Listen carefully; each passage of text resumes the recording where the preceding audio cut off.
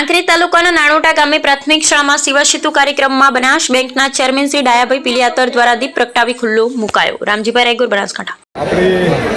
ગુજરાત સરકારે વર્ષોથી લોકોને ઘરે જઈને આરોગ્ય, શિક્ષણ અને અન્ય સુવિધાઓ મળે એના માટે જે સેવા સૂત્રનો કાર્યક્રમ ચાલુ કર્યો હતો એના અંતિમ તબક્કામાં આજે નાનોટા મુકામે સેવા સેતુના કાર્યક્રમનું આયોજન થયું છે। આ પ્રસંગે આપણા વહીવટીવડા માનનીય મામલતદાર સાહેબ, પીડીઓ સાહેબ, અમારા એપીએમસીના ચેરમેન ઈશ્વરભાઈ, અમારા જિલ્લાના નેતા બાપજી, ગામના સરપંચશ્રી અને તમામ આગેવાનોએ સાથે મળી અને છેક છેવાડાના માનવી સુધી તમામ સુવિધાઓ મળી રહે અને સરકારના જે લાભો છે